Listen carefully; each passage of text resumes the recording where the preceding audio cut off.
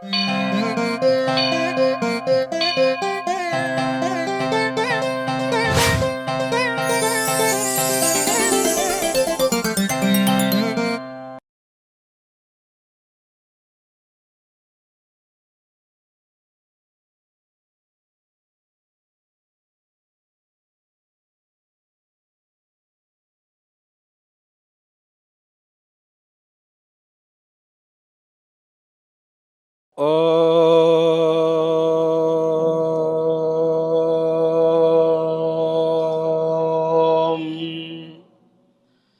ఓం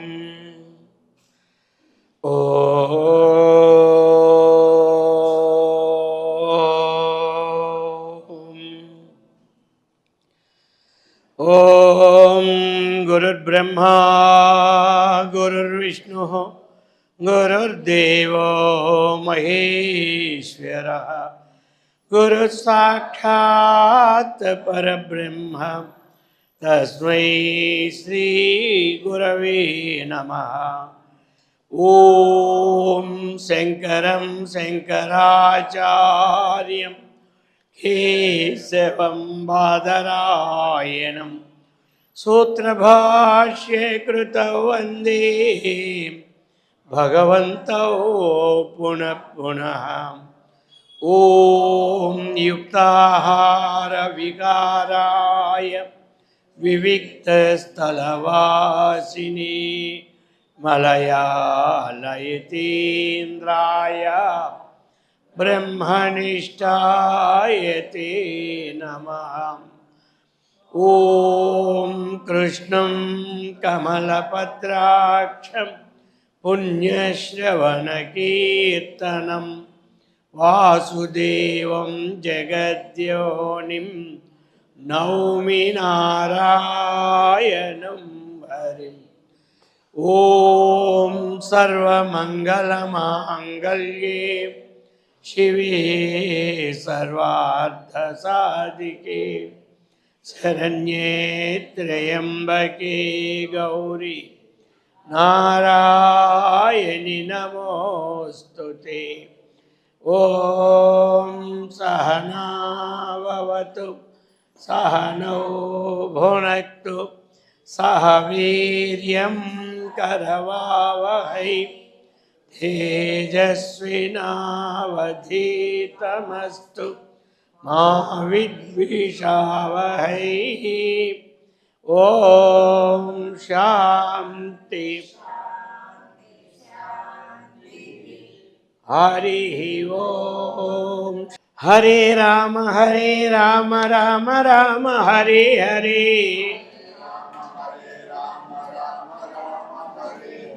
హరే కృష్ణ కృష్ణ కృష్ణ హరే హరే.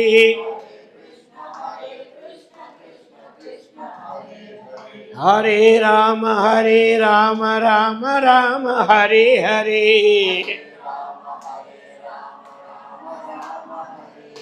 హరే కృష్ణ కృష్ణ కృష్ణ హరే హరే. गोपाल कृष्ण भगवान की, सद्गुरु महाराज की, जगदम्बा माता की. हर नम पार्वती पते हर हर देव. పవిత్రాత్మ స్వరూపులకు ప్రియాత్మ బంధువులారా, అపరోక్షానుభూతి శంకరాచార్యులు రచించిన అపరోక్షానుభూతి. ఇందులో నిన్న మనం విచారేణ వినా అన్య సాధనై జ్ఞానం నోత్పద్యతే అనుకున్నాం. జ్ఞానము కలగాలంటే విచారణ ముఖ్య అవసరం. వంట వండాలంటే అగ్ని ముఖ్య అవసరం. అయితే ఆ విచారణ ఎలా చేయాలి, దాని స్వరూపాన్ని ఇప్పుడు 12వ శ్లోకంలో చెప్తూ ఉన్నారు. ఆ విచారణ ఎలా చేయాలి అన్నది. కోహం కథమిదం జాతం కో వై కర్తా అస్య విద్యతే ఉపాదానం కిమస్తిహ విచారః సోయమీదృశః కోహం కథమిదం జాతం కో వై అస్య కర్తా అస్య విద్యతే ఉపాదానం కిమస్తిహ విచారః సోయమీదృశః. ఈ విధంగా చెప్తూ ఉన్నారు మనకి విచారణ చెయ్యమని. ఈ విచారణ ఎవరికి వారు రోజు ఈ ప్రశ్నలు వేసుకుంటుండాలి. 3 పూటలు ఇలా 3 పూటలు భోజనం చేస్తామో అర్థమైంది కదా. 3 పూటలు కూడా ఈ ప్రశ్నలో వేసుకోవాలి. కోహం అహం కహ. ఏదైతే అహం అహం అహం వృత్తి ఉంది కదా, నేను కర్త, నేను భోక్త, నేను జ్ఞాత, నేను ధాత, నేను ధ్యాత ఇత్యాది విషయాలన్నీ ఏమిటి, ఏ శబ్దంతో ప్రయోగింపబడతాయి? అహం శబ్దం చేత ప్రయోగింపబడతాయి. అందుచేత ఈ అహం అహం అహం అనే మన బుద్ధికి ఏమి విషయమైనటువంటి నేను ఎవడను, అసలు నేను ఎవడను. బుద్ధిలో ఈ వృత్తి నిరంతర ప్రవాహంగా ప్రతి వారికి ఉంటూనే ఉంటుంది. ఏ వృత్తులు ఆగిపోయినా అహం వృత్తి మాత్రం ఆగదు. ఇది అయితే ఇంకేమి సచ్చిన సేవతో సమానం అయిపోతామని భయం మనకి. అందుచేతే ఈ వృత్తిని ఆపమన్నమాట. ఒక ఉదాహరణ తెలుసుకున్నారు కానీ దృష్టాంతం చెప్తున్నా మీకు సంగ్రహంగా. ఒక ఆయనకి మహాశిల్పి, ఆయనలాగా శిల్పాలు చేసిన వాడు నభూతో నా భవిష్యత్తు. అలా చూస్తే ఆకారం వల్ల దించేస్తాడు. సరే, ఆయనకి ఒక మంచి జ్యోతిష్కుడు దొరికాడు. ఆయన చెప్పేశాడు, నువ్వు పలాని రోజు మధ్యాహ్నం 4:30కి సస్తావు అని చెప్పేశాడు. అర్థమైంది కదా. ఇక ఇది ఆయన అనుకున్నాడు, నేను ఎవరిని తెలుసా, యమధర్మరాజుకే టోపీ కొడతా అని చక్కగా ఒక 8 విగ్రహాలు ఆయనలాగే అలా చేసేసి ఆ మధ్యలో ఆయన వస్తాడు. ఇంక అరగంటకు ముందు ఈయన కూడా పడుకునిపోయాడు. ఇక అయిపోయింది. 9 చూశాడు. యమధర్మరాజు ప్రాణం తీసుకెళ్ళాలా. 9 ఒక్కలాగే ఉన్నాయి. ఎవడురా వీడు కొంప ముంచినాడే. 9 రూపాయలు ఏమిటి, ఆ బ్రహ్మకి మతిపోయిందా? లేకపోతే ఆయన సృష్టిలో ఇలా 9 రూపాయలు ఎక్కడ ఒక్క దగ్గర కనబడలేదు నాకు. ప్రపంచం వల్ల నేను ఎన్నో శరీరాలు తీసుకుపోతున్నాను కానీ ఒక ముఖానికి ఏదో ఒక తేడా ఉంటుంది. ఇన్ని వేల కోట్లలో ప్రపంచ సృష్టి చూసారా? ఇన్ని వేల కోట్లలో ఒకడి ముఖము అచ్చంగా ఒకడికి చూడడం లే. అది వాడే అనుకోని దగ్గరికి వెళ్తే వాడు కాదు. అదనమాట. కొంచెం ఏం తేడా ఉంటుంది. గోబైనా తేడా ఉంటుంది, ముక్కైనా తేడా ఉంటుంది, బొగ్గలైనా తేడా ఉంటుంది. వీరికి ఏ తేడా లేదు. అప్పుడు శతకోటి దరిద్రాలకి అనంతకోటి ఉపాయాలన్నమాట. ఇక వెంటనే యమధర్మరాజు ఆయన ఆలోచన లేనివాడు, ఆయన బ్రహ్మజ్ఞాని.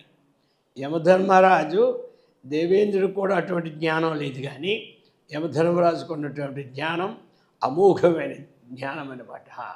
అంత జ్ఞానం ఉండబట్టే ఆ నచికేతసుడికి బ్రహ్మాండమైనటువంటి విద్యని బోధించాడు. అప్పుడు ఆలోచించాడు, ఎవడో కానీ అన్నీ బాగా చేశాడు కానీ ఒక్కటి మాత్రం మర్చిపోయాడు అన్నాడు. ఈ చేసేవాడికి అహంవృత్తి ఉంది కదా, హే నేను ఎక్కడ మర్చిపోయాను చెప్పు అన్నాడు. ఈడు అసలుడు అనుకున్నాడు. అవన్నీ కదలేదు, ఈడు అసలుడు. అర్థమైంది కదా. ఈయన పట్టుకుపోయాడు. ఆ వృత్తి ఆగనివ్వదు. అహంవృత్తి. మరి ఈ అహంవృత్తి కోహం, ఇటువంటి అహం బుద్ధికి విషయమైనటువంటి నేను ఎవడను అసలు. మాటికి నేనని సస్తున్నానే పుట్టి నుంచి సచ్చిందాక ఈ భావన వస్తుందంటే అసలు నేను ఎవడను అన్నటువంటిది ప్రశ్న వేసుకోవాలి. అది అంటున్నాడు. మనం ప్రశ్న ఎప్పుడు కూడా వాడెవడనే ప్రశ్నలు వస్తుంది కానీ వాడెవడు వాడు ఎప్పుడు వచ్చాడు ఈ ఊరు, ఈ వీధి ఎప్పుడు వచ్చాడు, వాడు ఎన్ని మేటలు కట్టాడు, ఇంతే కానీ మన సంగతి చూసుకోవాలి. వాడి సంగతులు వదిలే, రోజుల్లో వాడి విచారం వద్దు.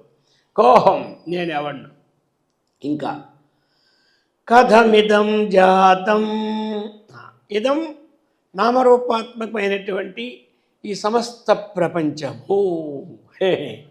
ఇదం ఇదం శబ్దం ఎప్పుడూ కూడా ఎదురుగా ఉన్న వస్తువుని తెలుపుతుంది. తత్శబ్దం ఎప్పుడూ కూడా దూరం ఉన్న శబ్దాన్ని తెలుపుతుంది. కాబట్టి ఇదం ఈ కనబడుతున్నటువంటి నామరూపాత్మక ఈ జగత్ అంతా కూడా కథం జాతం ఏ విధంగా పుట్టింది, ఈ నామరూపమైన జగత్తు ఏ విధంగా పుట్టింది అంటే అహం వృత్తికి ఏమి ఆ వృత్తికి నేనే అవడను, అసలు నేను ఎక్కడి నుంచి పుట్టాను. జగత్ అంటే మనమే కదా, జగత్ అంటే ఎవరు మనమే. కాబట్టి ఎవరికి వాడు ప్రశ్న వేసుకుంటే ప్రతివాడు జగత్తే. జగత్ అంటే ఏమిటి? నామరూపాత్మకం జగత్తు, అంతే కదా. ఎక్కడెక్కడ పేరు రూపం ఉందో దాని పేరు ఏం పేరు చెప్పండి? జగత్తు అంటారు. ఎక్కడెక్కడ పేరు రూపము ఉన్నదో అదంతా జగత్తు. దీని పేరు మీకు తెలుసు, ఇది కళ్ళ జోడు. అలాగే ఇది ఏ రూపం అంటే తెల్లగా ఉన్నది, ఇది జగత్తు, అంతే. అలాగనే కథమిదం జాతం, ఇదం సమస్తం ప్రపంచం కథం ఎట్లు జాతం, జాయితే ఇది జాతం ఎట్లు పుట్టింది. సరే, ఈ పుట్టడం ఏదైనా ఒక పుట్టాలంటే ఆ పుట్టు ఎక్కడి నుంచి పుడతామో దానికి కారణం ఉండాలి. ఒక కొడుకు పుట్టాడంటే తండ్రి కారణం ఉండాలి, ఆయన పుట్టాడంటే ఆయన తండ్రి కారణం ఉండాలి. అర్థమైంది కదా. ఒక కుండ పుట్టిందంటే ఒక మట్టి ఉండాలి. ఈ ప్రకారముగా కోవై కథ అస్య విద్యతే, అస్య ప్రపంచస్య ఏమి అస్య జగతః. కాబట్టి ఈ ఉద్భవించినటువంటి ఈ ప్రపంచమునకు అస్య, కాబట్టి ఇటువంటి ప్రపంచమునకు కర్త కహ విద్యతే, దీనికి కర్త ఎవడై ఉన్నాడు? కర్త ఏదైనా సరే ఉత్పత్తి అయిందంటే దానికి ఒక కర్త ఉండాలి, లేకపోతే ఉత్పత్తి అవుతుందా? ఒక ఫ్యాక్టరీలో ఎన్నో ఉత్పత్తి చేస్తూ ఉన్నా ఆ ఉత్పత్తి చేసేదానికి ఎవడో ఒకడు ఉండద్దా? లేకపోతే అలా ఉత్పత్తి అయిపోతాయా? ఉండాలి వాడు. అలాగనే ఈ జగత్తుకి అస్య కర్త కో విద్యతే, ఎవడే ఉన్నాడు.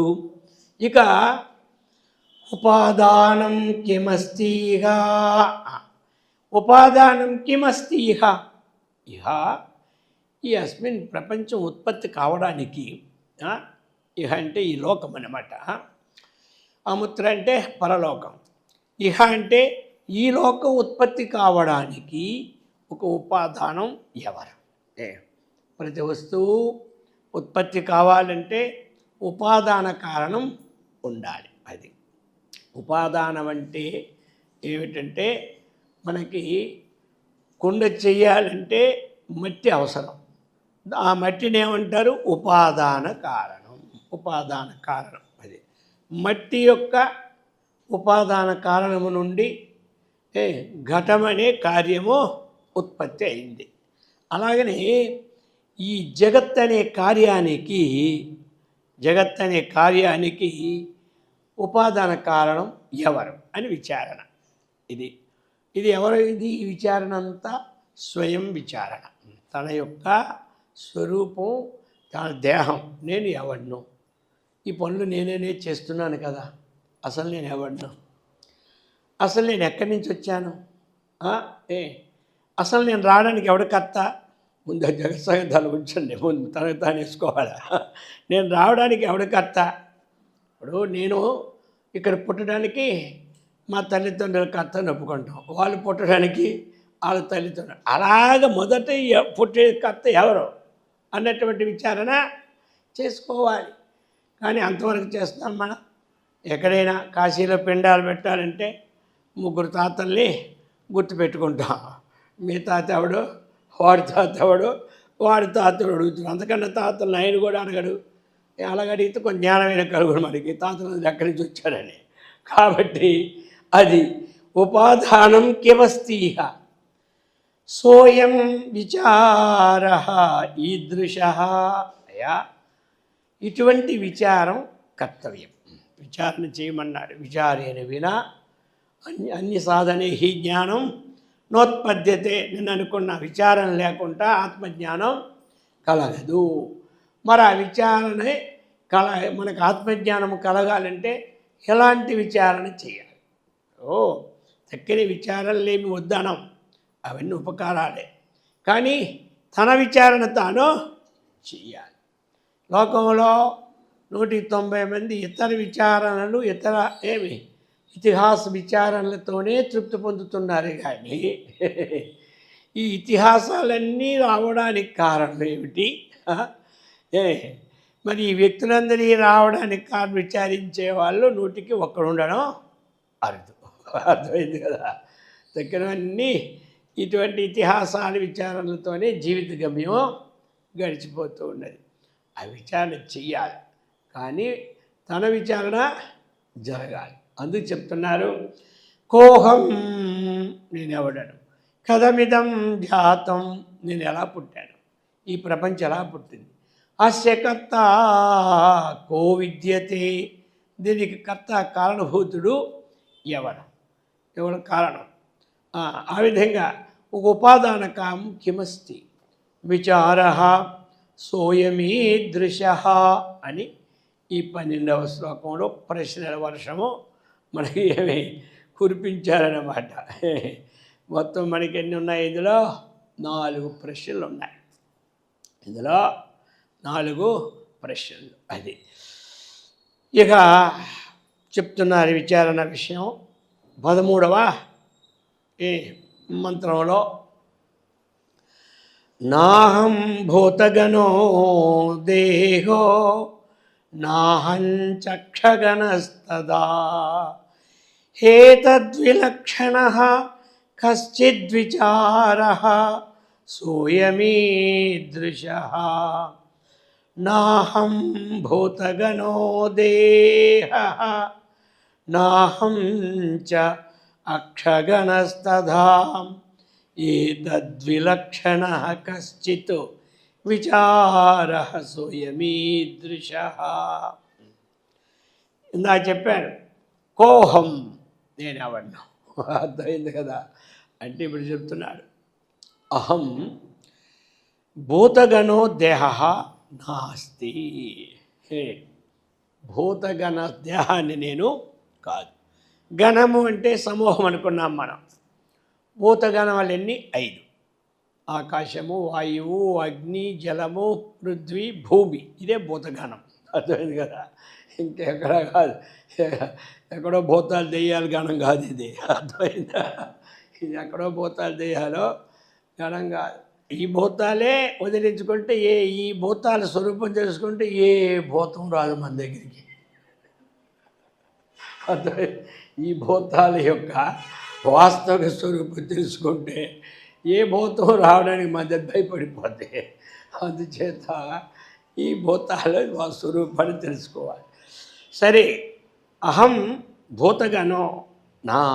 ఈ భూతగణములతో అంటే ఏమిటి? ఇక్కడ దేహ 2. భూతగణో దేహ, భూతగణములతో ఉత్పత్తి అయిన దేహం. భూతగణములు నేను కాదు. అంటే ఈ పంచభూతాలు కారణం. జగత్తుకి కారణం ఏమిటంటే పంచభూతాలు. పరమాత్మ నుంచి మొట్టమొదటగా ఉత్పత్తికి హేతువులైనటువంటి ఏ వచ్చాయంటే పంచమహాభూతాలు. ఇది పరమాత్మ నుంచి మొట్టమొదటి వచ్చినవి ఏమిటి అంటే ఈ పంచమహాభూతాలే వచ్చాయి. కాబట్టి భూతం వలన ఈ శరీరం తయారైంది. కాబట్టి దీనికి భౌతికము అని పేరు వచ్చిందన్నమాట. పాంచభౌతిక శరీరము. భూతం అన్న భౌతికం. ఈ భూతం వల్ల కలిగినటువంటి ఈ పిండాన్ని భౌతికమని పేరు. భూతస్య భావ భౌతిక. భూతముల యొక్క భావమే భౌతికమైన మాట. ఈ భౌతికం అంటే శరీరం, భూతములంటే ఏమిటి? ఆ యొక్క పంచభూతములు. భౌతికమంటే శరీరం అన్నమాట. అది ఆ శరీరం మానవ శరీరం కావచ్చు, దేవతా శరీరం కావచ్చు, పశుపక్షాదుల శరీరం కావచ్చు. అందరి శరీరాలు పంచభౌతికంతోనే వచ్చినాయి. గొప్పవాళ్ళైనా వాళ్ళ శరీరము పంచభూతాలు విడిచిపెట్టి ఎక్కడి నుంచో వచ్చి ఊడిపడలేదు. అర్థమైంది కదా? పశుపక్షాది శరీరాలు మనకంటే కొంచెం తక్కువ కనబడుతున్నాయి కాబట్టి వాటికి పంచభూతాలేనే అని మనకు సందేహం వస్తుంది. అర్థమైందా? అవి పంచభూతాలే.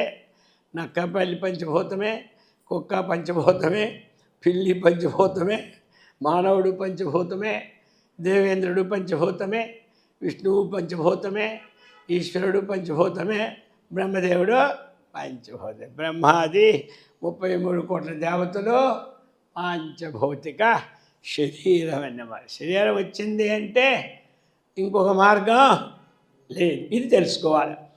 నాహం ఇప్పుడు ఈ ఆకాశ పృథివీ తత్వాలతో కూడినటువంటి ఈ దేహమే మనం ఇప్పుడు ఏమిటంటే అందరికీ నేను అన్నటువంటి బుద్ధి అనేక జన్మల నుంచి వస్తూ ఉన్నది. అది కదా వస్తూ ఉంది. అందుచేత ఇది విచారణ చేసిన వారికి తెలుస్తుంది. అహం కహ, నేను ఎవరినని విచారణ చేసిన వాడికే అర్థం అవుతాయి. అందుచేత చెప్తున్నారు ఇక్కడ, ఈ ఏది సృష్టికి హేతుభూతములైనటువంటి పంచభూతాలు ఉన్నాయో ఆ పంచభూతములు నేను కాను. ఇది రావాలి. పంచభూతాలేవి?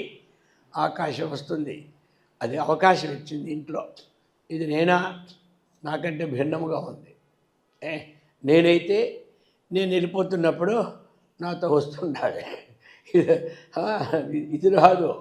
ఆకాశంలో తిరుగుతుంటాం. బయటికి వెళ్ళిన ఆకాశమే, ఇంట్లోకి వచ్చిన ఆకాశమే. బయటికి వెళ్తే మహాకాశం, ఇంట్లోకి వస్తే గృహాకాశం. ఇంతే తేడా. మొత్తం మీద ఆకాశము ఉంటూనే ఉంటాయి. ఈ ఆకాశం నేనే అంటే కాదు. గాలి పీల్చుకోకపోతే ఇంకేముంది? రామ్ నామ్ సత్య అంటారు. అర్థమైంది కదా? మరి ఈ గాలి నేనా అంటే ఈ గాలి ఏమిటి?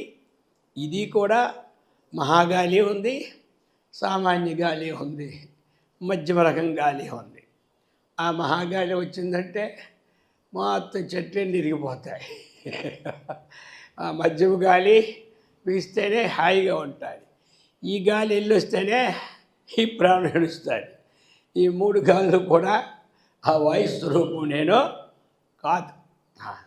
గాలి ఉన్నా పోయినా నేను మాత్రం గాలిని కాదు. ఎందుకంటే నాహం భూతగణ. అగ్ని ఒంట్లో వేడి ఉన్నా, వేడి తగ్గిపోయినా, ఇంట్లో వేడి ఉన్నా ఈ వేడి నేను కాదు. ఈ ప్రకారముగా నీరు త్రాగితే బతుకుతాం, నీరు తాగకపోతే నోరెండిపోయి పోతాం. ఆ నీరు నేనంటే కాదు. ఇక ఉండడానికి ఆధారం ఏమిటి? భూమి. మనం తినడానికి ఆధారం ఏమిటి? భూమి. ఈ జీవనానికి మొత్తం ప్రపంచంలో ఏ వస్తువులైతే ఉత్పత్తి అవుతున్నాయో, ఎన్ని షాపింగ్ మాలులు ఉన్నాయో ప్రపంచంలో, ఒక్కొక్కటి ఎకరా, అరెకరా, 10 సెంట్లు ఇలా పెద్ద పెద్ద ఉన్నాయో, ఆ మాల్లో ఉన్న వస్తువులన్నీ ఎక్కడికి? భూమి మీదే ఉత్పత్తి.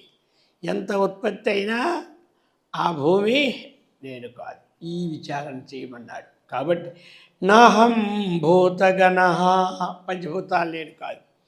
అయితే సమస్త వస్తువులు పంచభూతముల వల్లే ఉత్పత్తి అవుతాయి. సమస్త వస్తువులు కూడా పంచభూతాల వల్లే ఉత్పత్తి అవుతాయి. ఏది, ఏ చెట్టుకి ఏ పండు కావాలన్నా అది పంచభూతం సహకారం ఉండాలి. ఈ శరీరం కావాలన్నా పంచభూతాల సహకారం వల్లనే మనకు కలుగుతుంది. చెట్టు పుట్టింది, ఆ చెట్టుకి భూమి ఉండాలి, ఆ చెట్టుకి నీరు ఉండాలి. ఆ చెట్టుకి సూర్యరశ్మి లేదనుకోండి, అది గోయిందా 4 రోజులకి ఎండి చేస్తుంది. అది అందుచేత దానికి అది ఉండాలి, ఆ చెట్టుకి వేడి ఉండాలి, ఆ చెట్టుకి చక్కనైనటువంటి ఆ నీళ్ళు అలాగ పెట్టినవి ఏమి ఒక 15 రోజుల వరకు ఆ నీళ్ళు అలా ఉన్నాయనుకోండి, ఆ లోపల కులిపేసి వస్తాయి ఏడ్లన్నీ. అందుచేత అది ఆరించడానికి గాలి కూడా ఉండాలి. ఆ చెట్టు లోనకి వెళ్ళాలి అంటే, అది వికసించాలంటే మధ్యలో ఆకాశవేగంగా ఉండాలి ఆ ఖాళీలు. అలాగనే మనకు కూడా ఆ పంచభూతముల యొక్క తత్వాలతో సప్తధాతువులు ఉత్పత్తి అయినాయి అన్నమాట. కాబట్టి ఇలాగా భూతగణో దేహ, భూతగణముల ద్వారా ఉత్పత్తి అయినటువంటి దేహము అహం, నేను కాదు. ఇది విచారణ రావాలి. ఇంకా విచారణ నాహం చ అక్షగణస్తథా. అక్షగణం ఏదో ఒక ఇంద్రియాన్ని మొదటిచ్చాడు, అర్థమైంది కదా. శ్రోత్రం అంటే శ్రోత్రగణం, అక్షం అంటే కన్ను మొదటిచ్చాడు. ఇక్కడ కొన్ని దగ్గర ఏమిటి శ్రోత్రాది గణం అంటాడు. శ్రోత్ర, త్వక్కు, చక్షు, జిహ్వ, ఘ్రాణం. ఇక్కడ ఏమిటి ఇచ్చారు మొట్టమొదట చ నాహంచ, అక్కడికి విడదీయాలి. అక్షగణ, అక్షగ అంటే నేత్రాది పంచ జ్ఞానేంద్రియములు ఏ గణం ఉందో, అలాగనే భోగాది పంచ కర్మేంద్రియాల గణం ఏది ఉందో, ఈ 10 ఇంద్రియాలు నేను కాదు. ఇది అన్నమాట, అర్థమైంది కదా. అది ఈ 10 ఇంద్రియాలు అక్షగణం అంటే ఏమిటి సమూహం. ఆ సమూహంలో ఇంద్రియ సమూహంలో కానీ మనస్సును కలుపుకుంటే ఒక దెబ్బగా అంతఃకరణం కలుపుకున్నాం అనుకో మొత్తం పోతుంది అనమాట. ఇలాంటి ఇంద్రియాలు నేను కాదని చెప్పి అంతఃకరణానికి ఉన్నటువంటివి తర్వాత నేను కావాలి అనుకోవాలి. ఇది మనస్సు కానీ బుద్ధి కానీ చిత్తం కానీ వీటన్నిటికీ కర్తృత్వ అహంకారం కానీ. అది ఇప్పుడు చెప్తున్నారు. నాహం భూతగణో దేహ నాహం చ అక్షగణస్తథా ఏతద్విలక్షణః కశ్చిత్ విచారః. ఈ అన్నిటికంటే కశ్చిత్ విలక్షణః, ఎవడో ఒకడు ఉంటాడు. అర్థమైందా?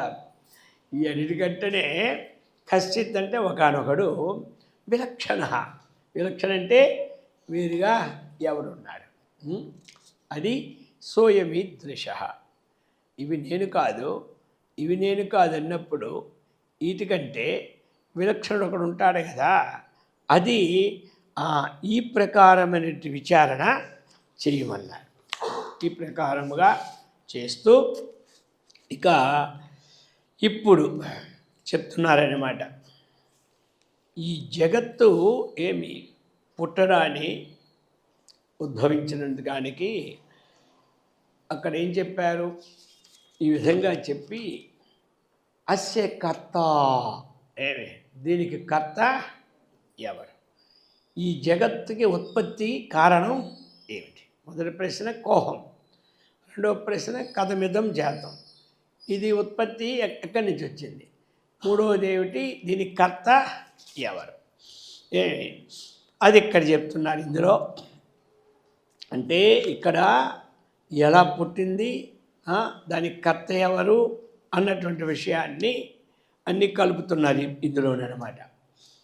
ఇక అజ్ఞానాత్తు ప్రభవం సర్వం జ్ఞానేన ప్రవిలీయతే సంకల్పో వివిధ కర్త విచార సోయమీదృశ. ఆ విచారణ అన్నది ఈ విధంగా చేయాలి, విచారణ ఈ విధంగా చేయాలని చెప్తూ ఉన్నారు. అజ్ఞానాత్ ప్రభవం సర్వం జ్ఞానేన ప్రవిలీయతే సంకల్పో వివిధ కర్త విచార సోయమీదృశ. సర్వం ఇదం సర్వం, ఈ సమస్త జగత్తు ఏమి ఎక్కడి నుంచి పుట్టినది అని అంటే అజ్ఞానాత్ ప్రభవం. ఈ ప్రపంచ పుట్టుక అజ్ఞానం వల్లనో కలిగినది. అది ఎందుకంటే తమ ప్రధాన ప్రకృతిని, ఆ జ్ఞానం అంటే ఏమిటి? 3 గుణాలు: సత్వము, రజస్సు, తమస్సు. ఈ 3 గుణములతో కూడినటువంటి స్వరూపాన్ని పేరేం పేరు? అజ్ఞానం. ఈ 3 గుణాలతో పుట్టినటువంటి దానికి అజ్ఞానం అనొచ్చు, అవిద్య అనొచ్చు, ప్రకృతి అనొచ్చు, ప్రధానం అనొచ్చు, మాయ అనొచ్చు. ఇవన్నీ పర్యాయ పదాలు. ఒక్కొక్క దగ్గర ఒక పదం వాడతారు. అందుచేత అజ్ఞానాత్ ప్రభవం, తమ ప్రధాన ప్రకృతి అయినటువంటి ఏదైతే మాయ ఉందో ఆ మాయను భగవంతుడు తీసుకొని ఈ ప్రపంచాన్ని సృష్టించాడు. ప్రపంచ సృష్టి ఎలా జరిగింది అంటే, మనకి సత్వము, రజస్సు, తమస్సు 3 గుణాలు ఉన్నాయి. 3 గుణాలలో తమ ప్రధానం, తమో ఆధిక్యత అన్నీ ఉంటాయి. కోపం వచ్చినప్పుడు శాంతం ఉండదా అంటే ఉండదా? అయ్యో, కోపం వచ్చినప్పుడు అలాగ ఉంటాడు, కానీ అబ్బా మామూలు అప్పుడు దేవుడిలా ఉంటాడండి అంటారు. అప్పుడు దేవుడిలా ఉంటాయి. ఇవన్నీ ఎక్కడ పోయినాయి? అన్నీ ఉంటాయి. పర్సంటేజ్ ఏది ఎక్కువ ఉంటే అప్పుడు ఆ భావం. ఎందుకంటే ఆ బ్యాలెన్స్ని సరిదిద్దుకునే జ్ఞానం లేదు కాబట్టి మన దగ్గర ఏది ఎప్పుడు పెంచాలో అప్పుడు పెంచేస్తామన్నమాట. అర్థమైంది కదా? అది విచారణ చేసిన వాడు బ్యాలెన్స్లో పెట్టుకుంటుంటాడు. ఇప్పుడు అది బ్యాలెన్స్లో పెట్టుకుంటాడు. అందుచేత తమోగుణం వచ్చిందనుకోండి, అంతవరకు అన్ని సేవలు చేసేవాడు. ఇప్పుడు ఏదైనా సేవ చేయమండి, నేను 24 నీ దగ్గర సేవ చేసి కూర్చొని అనుకున్నావా, ఇంకా నీకు మీ మంచి నిలబడి పో అంటాడు. అయిపోయా. ఇప్పుడేం వచ్చిందంటే తమోగుణం వచ్చిందనమాట. ఇప్పుడు అది ఇప్పుడు రాముడు, లక్ష్మణుడు, సీత పోతున్నారు అరణ్యంలో. అది ఒక సన్నివేశం అనుకో. తమోగుణం కంటే దానికి కారణం. సరే, అప్పుడే కొంత దూరం వెళ్ళాక ఒకరోజు, నేను ఈ బాణాలు నేనే మొయ్యాలా, మీ బాణాలు మీరు తీసుకోండి ఈరోజు నుంచి అన్నాడు ఎవడు? లక్ష్మణుడు.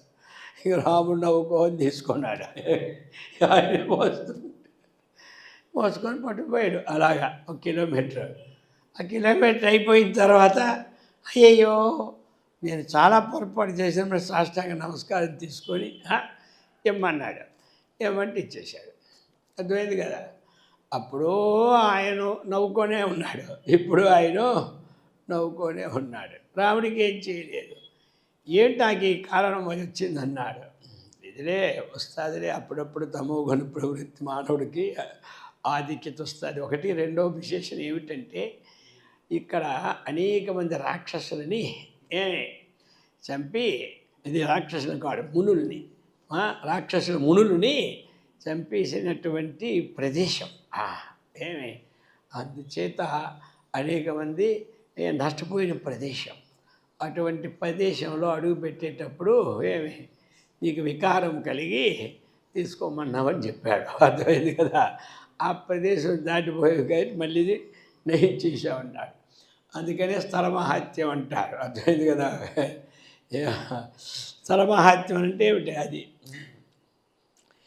ఈ ప్రకారముగా ఈ తమ ప్రధాన ప్రకృతిని ఆశ్రయించుకొని భగవంతుడు పంచభూతాల్ని సృష్టించాడు. అది అన్నమాట. అందుచేత అజ్ఞానాత్ ప్రభవం సర్వం పంచభూతాలు. ఈ పంచభూతాల ద్వారా వచ్చింది అందరికీ తెలిసింది. మరి ఈ అజ్ఞానం ఎలా పోతుంది అంటే, జ్ఞానేన ప్రవిలీయతే. మనం విచారణ చేస్తాం. ఆ విచారణ చేసిన ఆత్మజ్ఞానం చేతనే అజ్ఞానము పోతుంది. సంకల్పో వివిధ కర్త విచార సోయమీదృశ. కర్త ఎవడు? వివిధ సంకల్ప. వివిధ అంటే నానా సంకల్పములు. నానా సంకల్పంలో వస్తున్నటువంటి ఏదుందో వస్తువు అదే కర్త. వివిధ ఒక సంకల్పమా? తెల్లవారిందంటే చాలు, నిద్ర నుంచి లేచామా ఇక ప్రారంభమే సంకల్పంలో గొట్టే. ఆ సంకల్పాలన్నీ రాత్రి లెక్కేసుకుంటే మన జపం చేసుకన్నా ఎక్కువ ఉంటాయన్నమాట. జపం పట్టుకొని 108 ఎప్పుడు వస్తాయా మాలు అనుకుంటాం, కానీ మన సంకల్పాలు రోజుకి సహస్రనామాలు చేసుకుంటుంటుంది అది. అందుచేత ఆ వివిధమైనటువంటి ఏ సంకల్ప కర్త, ఆ కర్త ఏంటి అంటే అంతఃకరణమే కర్త, ఇంకేమీ లేదు. కాబట్టి అంతఃకరణ పరిణామం ఎందుకు అనుకోవాలి అంటే అంతఃకరణం ఒకటే కదా. అదేమిటి? వృత్తి భేదాత్తు 4 విధాలు మీ అందరికీ తెలిసిందే. ఎవరైనా తెలియని వాళ్ళు ఉంటే మళ్ళీ నేర్చుకుంటారు. ముఖానికి చెప్పడానికి ఏం లేదా. ఇక్కడ సంకల్పం అన్నప్పుడు ఏంటి? అంతఃకరణ పరిణామైనటువంటి మనస్సు అది అనమాట. సంకల్ప వికల్పములు అంటే అంతఃకరణ పరిణామంలో ఉన్న మనస్సుని ఏమంటారు? సంకల్పం వికల్పం. అదేనయ్యా కర్త. ఇక్కడ అర్థమైంది కదా, దీనికి కర్త అదే కర్త. ఎవరయ్యా ఈ ప్రపంచ సృష్టికి కర్త అంటే సంకల్పమే కర్త. సంకల్పమే కర్త. కాబట్టి మరి సంకల్పమే కర్త అంటే పరమాత్మ కర్త కాదా? అర్థమైంది కదా, పరమాత్మయే కర్త. కానీ కర్త అనే పదం ఆయన గుర్తించదు. ఏమి ఎప్పుడైతే తమ ప్రధాన ప్రకృతి మాయని తీసుకున్నాడో అప్పుడు ఏకోహం బహుశ్యాయాం ప్రజాయ అన్నటువంటి సంకల్పం కలిగిందనమాట. అర్థమైంది కదా. అందుకని అది అంతఃకరణ వృత్తి అన్నమాట. ఈ అంతఃకరణ వృత్తి ఏమిటి? సంకల్పము అదే, వికల్పమన్న మనస్సే. సంకల్ప వికల్పాత్మం మనస్సు అనమాట. నిశ్చయాత్మికం బుద్ధి అనమాట. అదే చింతన చిత్తం అనమాట. ఆ వృత్తిని కర్త అంటాం. అహం కర్త వృత్తిని కర్త. అందుచేత ఈ అంతఃకరణ పరిణామంలో అంతఃకరణమునందు మరి జడము కదా, జడము కర్తగా భాషించడానికి వీలు పడదు. అర్థమైంది? ఇక్కడే వచ్చింది అల్లరంతన్న. దాటితేనే మన వేదాంతం ఉన్నట్టు, అది గోవింద అయిపోయినట్టు. అందుచేత అంతఃకరణము జడమైతే జడమైన వస్తువు ఎప్పుడు కర్త కాదు, చేతన వస్తువే కర్త అవ్వాలి. కాబట్టి పరమాత్మ యొక్క ఛాయ అంతఃకరణం నుండి ప్రతిఫలించినప్పుడు ఆ అంతఃకరణం పనిచేయడానికి ఉపయోగమైంది. కాబట్టి ఇప్పుడు ఆ సిమ్ము అంతఃకరణం అనేది ఏమిటి? ఒక సిమ్ అనమాట. సిమ్ పని చేయాలంటే టవరు ఉండవలసినదే. కానీ టవర్ వచ్చి దీని మీద కూర్చోదు. ఆ టవర్ ఎక్కడో పెడతాడు, అది వచ్చి ఇక్కడ కూర్చుంటుంది సిమ్ మీద వచ్చి ఉంటుంది. ఒక సిమ్ అని దానికి ఒకే సిమ్ అయితే ఆ టవర్ వచ్చి కూర్చోవచ్చు. ఇవి కొన్ని 100 సిమ్లు ఉంటాయి. దాని యొక్క తరంగాలు ఈ సిమ్ మీద పడి ఏ విధంగా వికాసాన్ని సిమ్ పొంది ఆ సిమ్లో ఉన్నటువంటి గుణగణాలన్నీ కూడా మనకు ప్రకటితం అవుతూ ఉన్నాయో అలాగా పరమాత్మ యొక్క ఛాయ అర్థమైందే. ఆ తరంగాలు గ్రహించే శక్తి ఒక్క అంతఃకరణకే ఉంది. ఆ యొక్క ఏదైతే మనకి టవరేజ్ ఉందో దాని శక్తిని గ్రహించేది ఈ పుస్తకానికి లేదు. ఎందుకెందుకు? సిమ్ వేయకపోతే సెల్లకు కూడా లేదు. అర్థమైందా? అలాగే ఈ దేహానికి కూడా అది గ్రహించే శక్తి తక్కువ. అందుకని అక్కడ పడేటప్పుడు ఆ భావం, ఆ ఛాయ దీనికి సంబంధపడేటప్పుడు ఈ వృత్తి అంతఃకరణ వృత్తులే కర్త రూపంలో ఉంటున్నాయి. అస్య కోవై అస్య కర్త, దీనికి కర్త ఎవరు? అది ఆ యొక్క అంతఃకరణం అవచ్ఛిన్నమైనటువంటిది. కాసేపు చెప్పుకోవాలంటే జీవుడు కర్త అని చెప్పుకోవాలి. అందాక ఏం చెప్పుకోవాలి? జీవుడు కర్తని. కొంత మళ్ళీ విచారం చేయగది పోతుంది. ప్రస్తుతానికి ఏదో పెట్టుకోవాలి కదా, అందాక ఇలా పెట్టుకోవే, తర్వాత నీ సంగతి చూస్తానంటాడు. అర్థమైందా?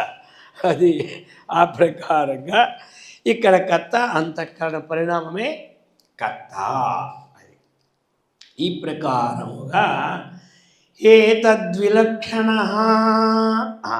ఏతద్విలక్షణ. ఏతద్దంటే ఏమిటి?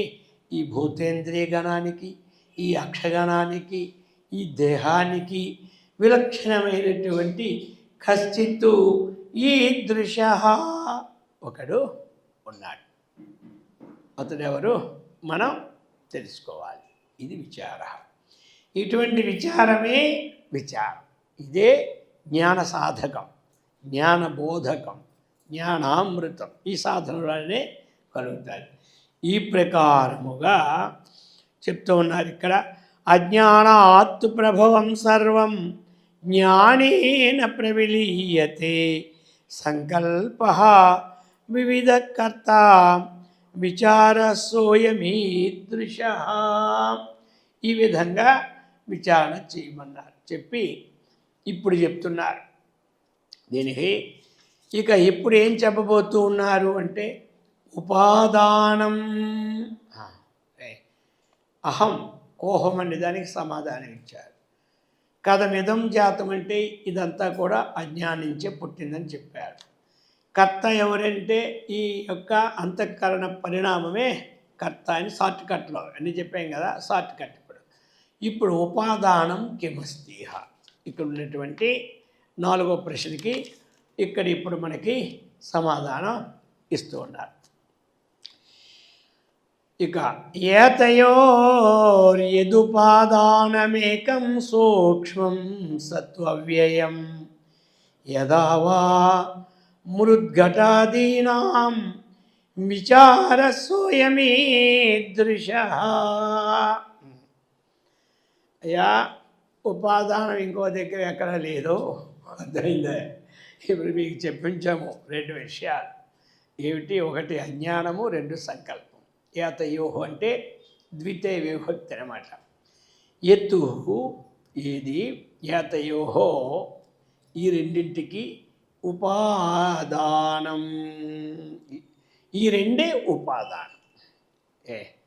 ఈ జగత్ సృష్టికి ఉపాదాన కారణం ఏమిటి అంటే ఒకటి అజ్ఞానం, 2 కర్త సంకల్పం.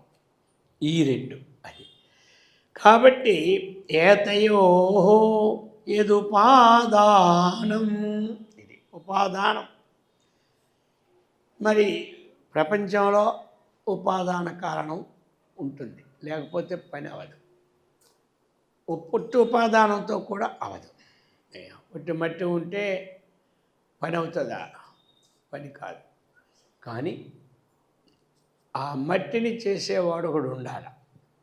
మట్టి కుండని చేసేవాడు ఒకడు ఉండాలి. ఆ కుండ చేసేవాడు ఎవరు? కుమ్మరి అన్నమాట. అర్థమైందా? మనకు కుండ చేసేవాడు ఒక పేరు పెట్టుకున్నాం. కుమ్మ, అది కుండ చేసేవాడి పేరు కుమ్మరి. ఈ కుమ్మరి ఎవరు? నిమిత్త కారణం. ఉపాదాన కారణం మట్టి, నిమిత్త కారణం కుమ్మరి.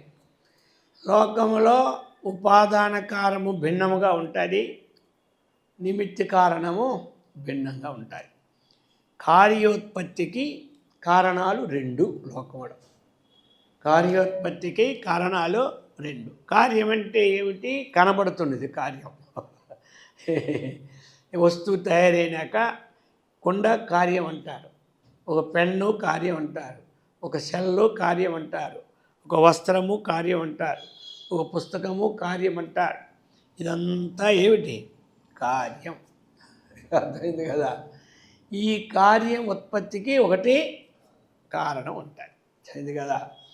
ఆ కారణము 2 విధాలుగా ఉంటుంది. ఒకటి బంగారం నగకి బంగారం కారణం, ఆ కంసాలు వాడు నిమిత్త కారణం. ఇది ఉపాదాన కారణం, అది నిమిత్త కారణం. కుమ్మరివి నిమిత్త కారణం, మట్టి అలాగనే ఇక్కడ కూడా 2 ఉండవు. ఇక్కడ నిమిత్త కారణుడు ఆయనే, ఉపాదాన కారణుడు ఆయనే. అందుకని ఆయనకి ఏంటంటే భిన్నము కానుగా ఉంటాడు కాబట్టి అభిన్న నిమిత్త కారణ అని చెప్పడం. ఏమని? అభిన్న నిమిత్త కారణుడు. అది అన్నమాట. భిన్న నిమిత్తం అంటే రెండు, కుండ వేరు, మట్టి వేరు, కుమ్మరివాడు వేరు. అభిన్నం అంటే ఒక్కడే. దానికి ఇంకా ముందుకు వస్తాయనుకో, ఇక్కడ ఉపాదానానికి లింక్ కావాలి కాబట్టి చెప్పాను. అదే ఇప్పుడు అభిన్న నిమిత్తోపాదాన కారణుడు. దీనికి ఉదాహరణ ప్రపంచంలో ఒక్కటే దొరికింది, ఇంకే ఉదాహరణ దొరకలే.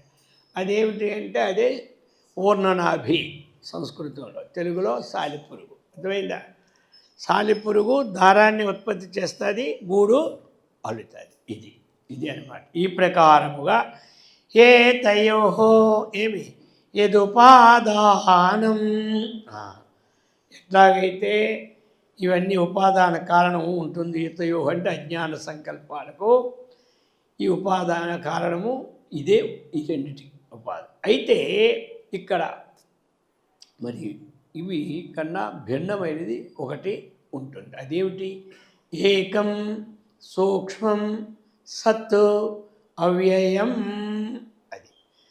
అది ఏకం సూక్ష్మం సత్ అవ్యయం, ఇది అన్నమాట. ఏకం, ఇప్పుడు ఉపాదాన కారణాలు రెండు ఉన్నా ఇదేమిటి? ఏకం సత్తు. సత్ అనేది ఇప్పుడు ఒక్కటే. విప్రాహ బహుధా వదంతి, పండితులు అనేక రకాలుగా చెప్తూ ఉంటుంటారు పండితులు. కాబట్టి సత్తు మాత్రం ఏకం సత్తు. ఏకం అంటే ఏమిటి? మనకి ఏకం అంటే ఒకటి రెండు అర్థాలు దానికి. ఏకం వస్తూనే ఉంటుంది అన్ని దగ్గరలో కూడా. ఏకం అంటే రెండవది లేనిది, ఇది ఒక అర్థం అంతే. ఏకం అంటే రెండవది లేనిది, ఉన్నది ఒక్కటే. ఇంకా ఏకం అంటే ఏమిటి? సజాతీయ విజాతీయ ఏమి సజాతీయము లేదు, విజాతీయము లేదు. స్వగత భేదము ఉండదు. సజాతీయము ఉండదు, విజాతీయము ఉండదు, స్వగత భేదము కూడా ఉండదు. సజాతీయం అంటే తనకు సమానమైన వస్తువు లోకంలో ఇంకొకటి ఉండదు. విజాతీయము అంటే తనకంటే భిన్నమైనది ఇంకా లోకంలో లేనిది. స్వగత భేదము అంటే ఈ అవయవాలు శరీరానికి ఎలాగున్నాయో అలాగా దానికి ఇంకో భేదము లేనటువంటిది. ఏకం నిత్యం విమలమచలం అని పాడుతుంటాం. ఇది ఏకం.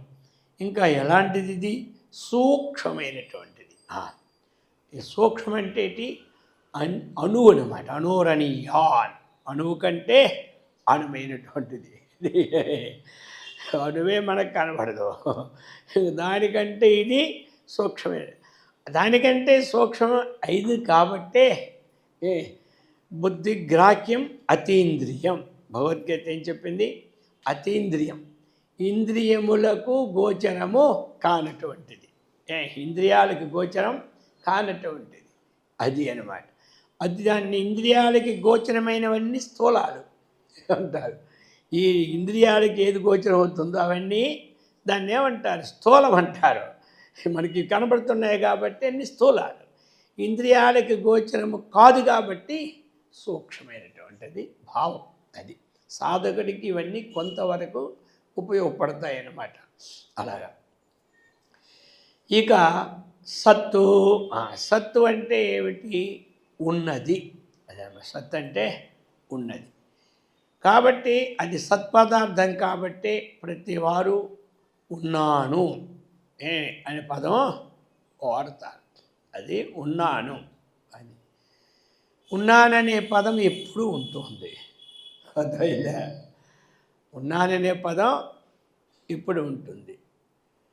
ఇక్కడ ఏమిటంటే అజ్ఞానికి జ్ఞానికి తేడా. అజ్ఞాని నేను చచ్చిపోతాను అంటాడు.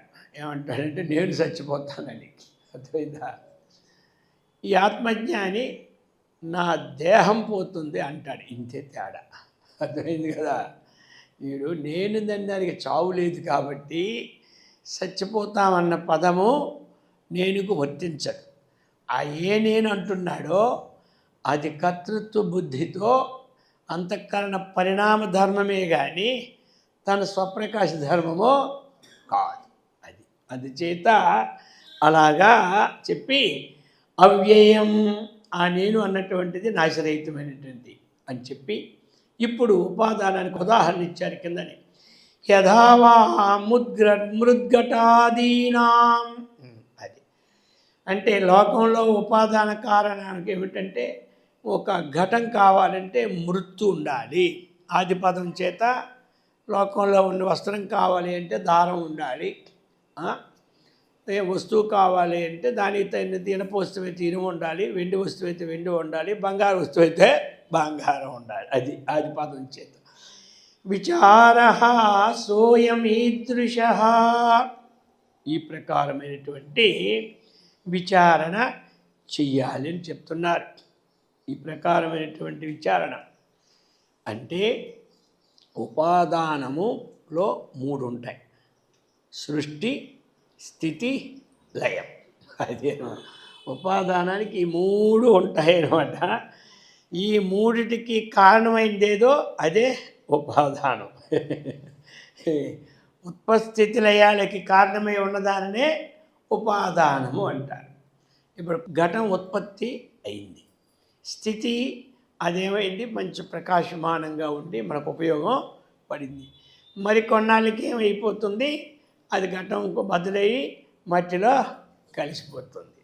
కాబట్టి ఇప్పుడు మట్టిలో సృష్టి ఉంది, స్థితి ఉంది, అందులో మనకు లయం ఉంది.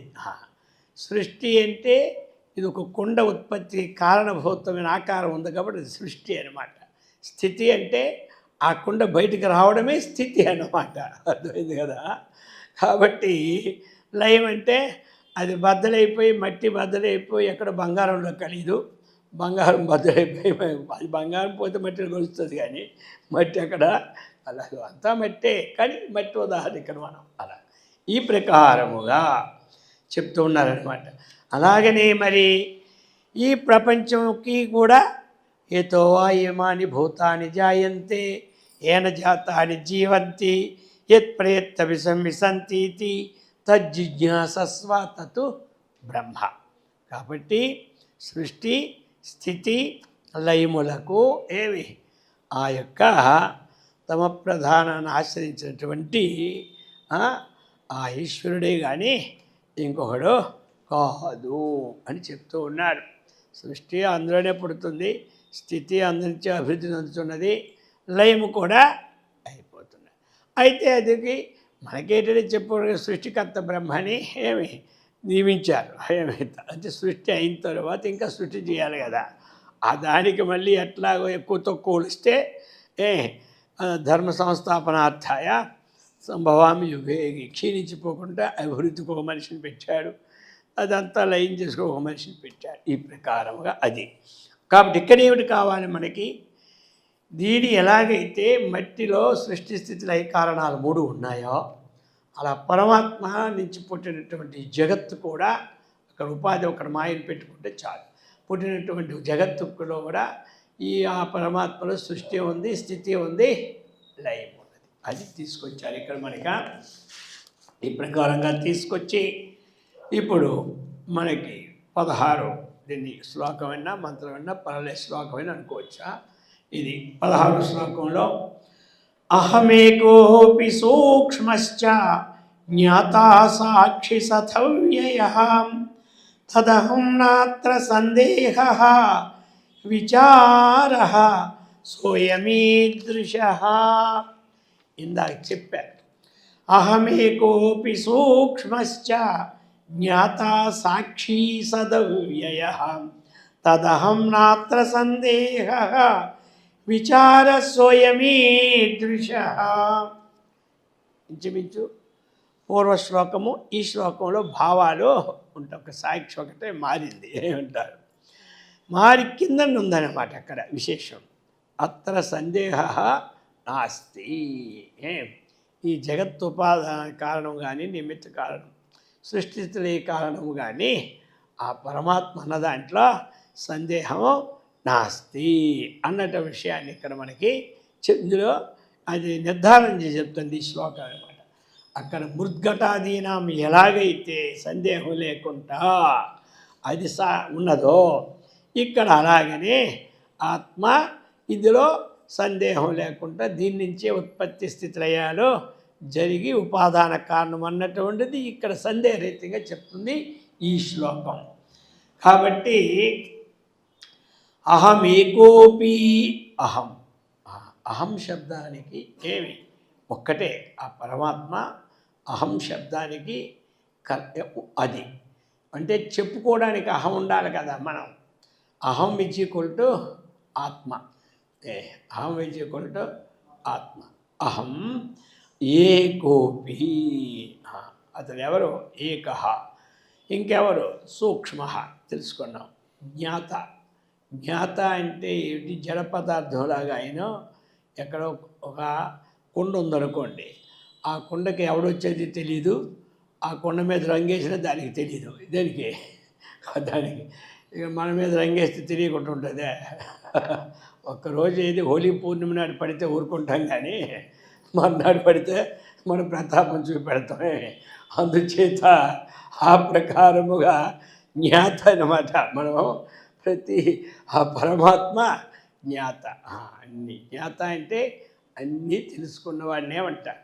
జ్ఞాత అంటే తెలుసుకునేవాడు. జ్ఞేయము అంటే ఇక్కడ జ్ఞేయం రాలేదనుకో చెప్తున్నాను. జ్ఞేయం అంటే తెలుసుకోదగినది, జ్ఞానం అంటే ఈ రెండింటికి ఉన్న సంబంధమే జ్ఞానము. సరే, జ్ఞాత ఇక్కడ సాక్షి అన్నమాట, సాక్షి పదం అది. నేను దైవ సాక్షిగా ప్రమాణం చేసి చెప్తున్నాను అంటాడు. అర్థమైందా? ఇప్పుడు అన్నీ ప్రపంచంలో వ్యవహారం నడుస్తుంది దేని మీద, సాక్షి మీదే ఆధారం. సాక్షులు ఎవడు రాకపోతే కేసు కొట్టి పారేస్తాడు. అర్థమైంది కదా. అందుచేత మరి ఇక మనం చేసే పనులకి సాక్షి, ఏ కనబడిన పనులకే వీళ్ళు సాక్షి ఉండాలి. కనబడకుండా తెలియకుండా చేసే పనులకు కూడా సాక్షి కూడా ఉన్నాడు. లోకంలో ఏవోడికి చేయరాని పనులు వాళ్ళు చేస్తున్నప్పుడు వాళ్ళకు పోలీస్ స్టేషన్ కోర్టుకు వెళ్తారు. అప్పుడు ఇవన్నీ కనబడిన పనులు కదా. ఈ కనబడిన పనులకు నువ్వు చేసినట్టు సాక్ష్యం అడుగుతారు. అది అతను అంటాడు. ఇంకా కనబడకుండా చేసే పనులు బోల్డ్ ఉంటాయి. ఒకడు అనుకుంటాడు, ఓహ్ మనం చేసిన పని ఎవడు కదా, బ్రహ్మదేవుడికి కూడా తెలీదు, అందుకే మనకేమీ బాధ లేదంటాడు. కానీ దీనికి సాక్షి ఉన్నాడు లోపట. సాక్షి అంటే ఏమిటి, సమీపంలోనే ఉంటాడు, వికారాన్ని పొందడు, కర్తృత్వాన్ని వహించడు. ఇది అర్థమైంది కదా. సాక్షి సమీపంలో ఉంటాడు, వికారాన్ని పొందడు, కర్తృత్వాన్ని వహించడు. అది ఇటు ఏమంటారు, సాక్షి అంటారు. అంటే అకర్తృత్వే సతి ద్రష్టృత్వం సాక్షిత్వం. అకర్తృత్వే సతి, కర్తృత్వరహితముగా ఉండి స్పష్టంగా చూసిన వాడిని ఏమంటారు, సాక్షి అంటారు. మరి వాళ్ళిద్దరూ ఏదో కింద మీద పడుతున్నాడు, వీడెళ్ళి ఒకటి దెబ్బేసినాడు, వీడి సాక్షి అవుతాడా, వీడికి ఇంకోటి సాక్షి ఉంటాడు. మళ్ళీ నేను సాక్షి అంటే వాడు ఒప్పుకోడు. సాక్షికే ఉండాలి, చూస్తూ ఉండాలి, వికారం లేకుండా ఉండాలి. వీడు రెండు కొడితే బాగున్నాయమనే భావం కర్తృత్వం ఉండకూడదు. వాళ్ళు లేకుండా ఉన్నవాడు సాక్షి అన్నమాట. అలాగా మనం చేసే పనులు చూస్తూ ఉంటాడు ఆయన. కొంతమంది అంటారు, ఆ లోపటే భగవంతుడు ఉన్నాడు కదా, వద్దని చెప్పిస్తూ దంట తెగిపోను కదా అంటుంటారు. వద్దని చెప్పడానికి నీవు మంచి చెడ్డకి యోగ్యమైనటువంటి బుద్ధిని నీకు ఇచ్చేశాడు. అందుచేతే ఆయన ఇంక మళ్ళీ సృష్టించినప్పుడు ఎప్పుడూ చెప్పలేం, కానీ ఈ సృష్టికి కంప్యూటర్ ఫీడ్ అయిపోయింది అనమాట. అర్థమైంది కదా. ఆ బుద్ధి, అటువంటి బుద్ధి ఇచ్చాడు. సో శాస్త్రం ఇచ్చాడు, కాలేజీలు ఇచ్చాడు, స్కూళ్ళు ఇచ్చాడు. ఇంకా ఆయన తప్పు ఏమని చెప్పండి, ఏది ఇవ్వకపోతే తప్పు, కానీ దాన్ని అవలపరచకపోవడం మన తప్పు. కానీ అర్థమైందా. ఇప్పుడు ఆయన తప్పేమీ లేదు. ఆయన మన కూర్చుని నుంచి రాత్రి పడుకున్న వరకు ఎలా ఉండాలి అన్నీ చెప్పేశాడు. ఈ తప్పు ఆయనది లేదు, అది అమలు పెట్టకపోవడం తప్పు, మనదే తప్పు. అది అందుచేత పరమాత్మ ఎప్పుడు కూడా ఉదాసీనత్వే సతి బోధృత్వం సాక్షిత్వం కదా. ఉదాసీనుడిగా ఉంటాడు, బోధృత్వం బాగా తెలుసుకుంటాడు, ఇది సాక్షిత్వం. అందుచేత అటువంటి సాక్షి సత్తు అవ్యయ తత్తు అహం. అటువంటిది ఏమి తత్తు అహం. అక్కడ మనం ఏమిటి తదస్మి అనే అస్మి పదం ఆరోహణ చేసుకోవాలి మనం. అక్కడ పైని అహం, కిందన కూడా ఒక అహం ఇచ్చాడు. అటువంటి సద్రూపుడైనటువంటి అహం, అటువంటి స్వరూపమే నేనై ఉన్నాను అన్నటువంటి ఈదృశో విచార. ఈ విచారం ఏమవుతుంది, జీవబ్రహ్మైక్యమైనటువంటి సాధనానికి ఉపయోగపడుతూ ఉంది. ఇక్కడ బ్రహ్మాత్మైక్యమన్నా జీవబ్రహ్మైక్యమన్నా ఒకటేమో బ్రహ్మను తీసుకుంటే రెండో ఆత్మని జీవుని తీసుకోవాలి. ముందు జీవుని తీసుకుంటే తర్వాత బ్రహ్మను తీసుకోవాలి. మీకు పుస్తకంలో బ్రహ్మాత్మైక్య సాధనముగా ఉన్నది అన్నారు కదా. బ్రహ్మాత్మైక్యం అంటే బ్రహ్మ ఒకటి, ఆత్మ రెండు ఉన్నాయా మనం వాడుతున్నాం కాబట్టి, ఒకటి జీవాత్మ, ఒకటి పరమాత్మ బ్రహ్మ. అది ఈ విధముగా ఏమి చెబుతూ ఉన్నారు. అందుచేత దీన్ని చెప్పారు. ఇప్పుడు విచారణ మనకి చాలా అవసరం. అందుకని మనం ఏం చేస్తున్నాము, రోజు విచారణ వదులుకుంటా పెట్టుకుంటున్నాం. ఎంతమంది అట్లా అని మన 365 రోజుల్లో వచ్చినంతమంది వాసుదేవులు రోజు రావాలంటే అందరికీ ఎన్ని పనులు ఉంటాయి, ఏదో ఒకటి. అందుకనే ఈ చాతుర్మాసాలు ఎందుకు పెట్టుకోవడము అంటే, వచ్చినప్పుడు అందరూ 2 మాసాలు ఉండాలంటే ఉండలేరు. సరే ఏదో జరుగుతుందో 4 రోజులు వెళ్ళి వచ్చేద్దాంలే, స్వామీజీ ఇంత పిలిచిన తర్వాత వెళ్ళకపోతే బాగుండదు కదని ఒక 4 రోజులైనా వస్తారు. 2 మాసాల చేత మామూలు 7 రోజులు పెట్టి 4 రోజులు రావాలనుకుంటే గవాళ్ళు ఫోన్ ఇచ్చి వెళ్ళిపోతారు. అయ్యో 7 రోజులు రావాలనుకుని కుదరలేదు స్వామీజీ అంటారు. అర్థమైందే. ఇప్పుడు 2 నెలలు కాబట్టి కుదరలేదు అనడానికి కూడా పర్లేదు. ఏదో అమెరికా వెళ్ళిపోతే 6 మాసాలు ఉంటుంది, ఆయన సంగతి వేరు. కానీ ఇలాగా ఎవరికో 4 ముక్కలైనా పడి ఈ తత్వం పొందడానికే 4 మాసాలు పెడతారు. సరే అది కూడా మనం ఈ కంప్యూటర్ యుగంలో అన్నీ షార్ట్ కట్టే కదా, ఏమంటారు, ఇంకా అది 2 మాసాలు ముందు పెట్టుకొని దీన్ని అభ్యాసం చేస్తే చక్కనైనటువంటి ఆత్మజ్ఞానం కలుగుతూ ఉన్నది. ఈ విధమైనటువంటి విచారం ఉండాలి.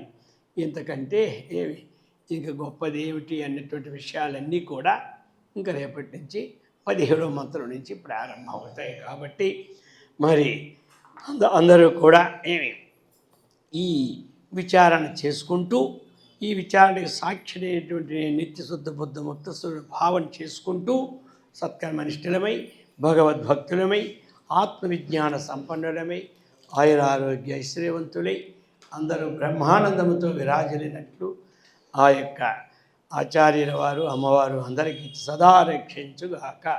ఓం సహనావతు సహనౌ భునక్తు సహ వీర్యం కరవావహై తేజస్వినావధీతమస్తు మా విద్విషావహై.